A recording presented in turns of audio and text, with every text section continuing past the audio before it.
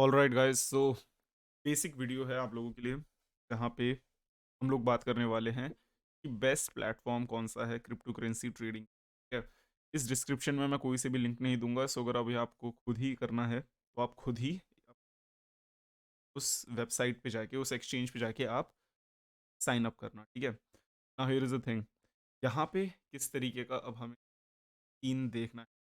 तो देखो, सबसे पहली बात यह है कि अगर आप एक कंप्लीट बिगिनर हो, एडवांस में हो, स्पॉट ट्रेडिंग करते हो, फ्यूचर ट्रेडिंग करते हो, वो डिपेंड करता है एंड उसी हिसाब से आपको अपना एक एक्सचेंज चूज करना चाहिए।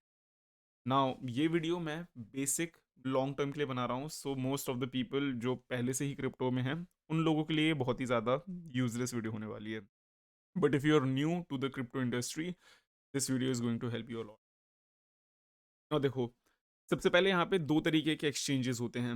एक होते हैं सेंट्रलाइज्ड एक्सचेंज और वो एक होते हैं डिसेंट्रलाइज्ड एक्सचेंज। और दोनों में फ़र्क ये है कि सेंट्रलाइज्ड एक्सचेंज जो होता है आपका, वो एक गवर्निंग बॉडी होती है। उसमें वहाँ पे क्या होता है कि आपका जो लोग होते हैं, यहाँ पे जो सीईओ होते हैं, यहाँ पे जितने भी एक पूरा सिस्टमैटिकली होता है, यहाँ पे सब कुछ लोगों के अंडर होता है।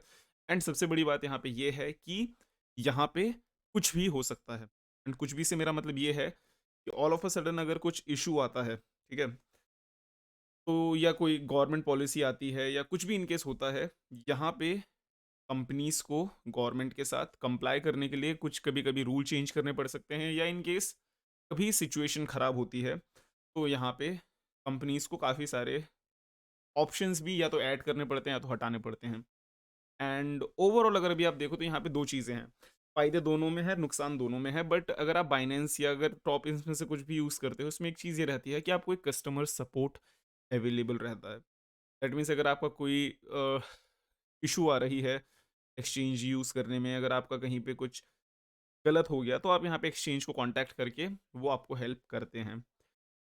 On the opposite hand, decentralise exchange क्या होती है? डिसेंट्रलाइज एक्सचेंज बेसिकली आपका एक तरीके का एक्सचेंज होता है जहाँ पे आप बाय सेल करते हो।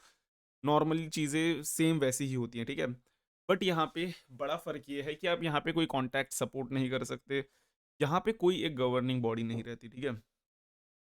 बट इसमें फ़ायदा ये है डिसेंट्रलाइज एक्सचेंज में, जो एडवांस लोग होते हैं उनके लिए ये है कि यहाँ पे आपके फंड सेफ रहते हैं और आप यहाँ पे अनोनमस रहते हो। फॉर एग्जाम्पल अगर मैं भी आऊँ तो मेरे को अगर DYDX डाइडेक्स एक्सचेंज पे अगर जाना है तो डाइडेक्स एक्सचेंज पे मैं आऊँगा। यहाँ पे आने के बाद मैं क्या करूँगा, कनेक्ट वॉलेट करूँगा।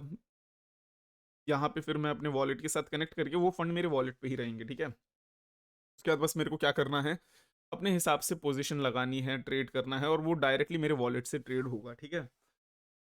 नाउ सबसे पहली बात, अगर आप नए हो तो I think it is really great to go with आपका सेंट्रलाइज एक्सचेंज। बट अगर अब आपके कंट्री में अलाउड नहीं है, या अगर आपको बेसिकली ये है कि अपने हाथ पे फंड रखना है, अपने सेफ फंड अपने हाथ पे रखने हैं, अगर आप किसी पे ट्रस्ट नहीं करते तो डिसेंट्रलाइज एक्सचेंज है आपके लिए।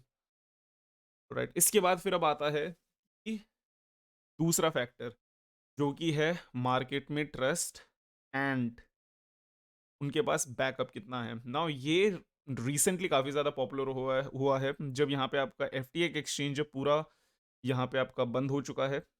जब बंद हुआ था, जब यहाँ पे एक स्कैम हुआ था FTX एक्सचेंज का, तो बेसिकली इसके बाद लोगों को काफ़ी ज़्यादा अब इस चीज़ में काफ़ी ज़्यादा होशियार रहने की ज़रूरत है। जैसे बहुत सारे एक्सचेंजेस होते हैं ना, छोटे मोटे एक्सचेंज, जैसे अगर आपने सुना होगा हॉटबिट, ला टोकन, बिटमैक्स, ये सब इन तरीके के एक्सचेंज, ये काफ़ी एक छोटे एक्सचेंजेस हैं।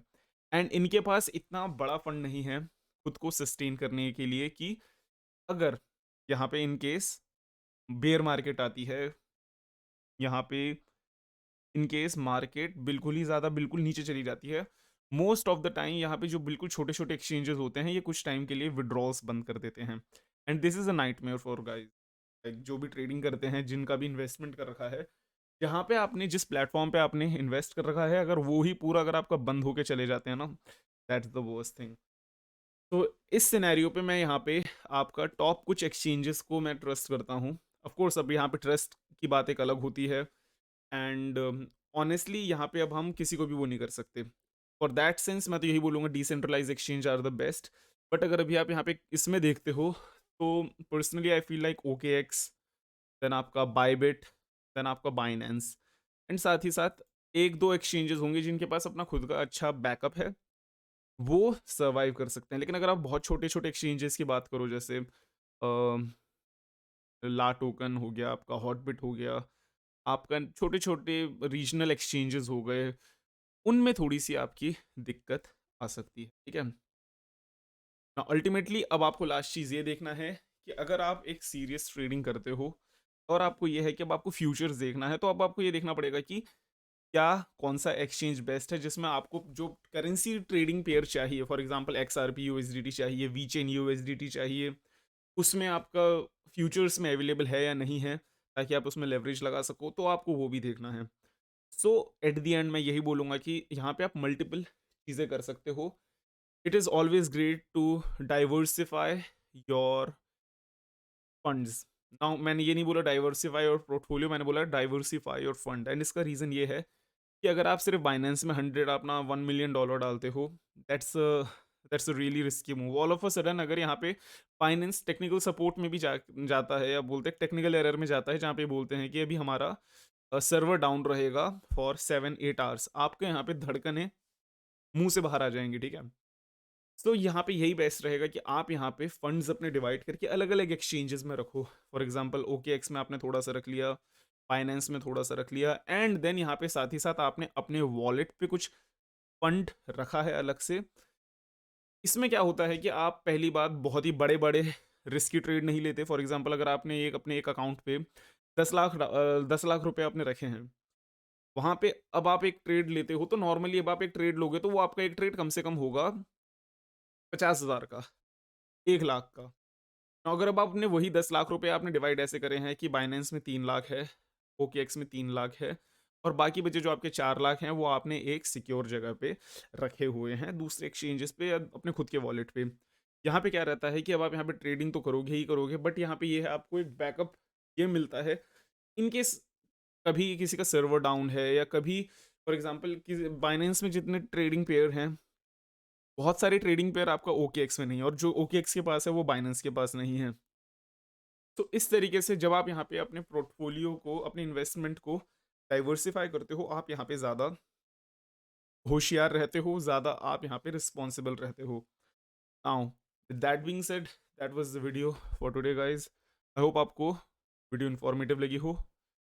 बस यही है, अगर आप क्रिप्टो सीख रहे हो, मैं इसी तरीके के कुछ बिगिनर एंड एडवांस वीडियो दोनों डालता रहूँगा, ताकि एक मेरे जो नए आने वाले सब्सक्राइबर हैं, नए क्रिप्टो यूज़र हैं, उन्हें भी यहाँ पे फ़ायदा मिले, और जो एडवांस हैं उनको एडवांस कंटेंट भी मिलता रहे।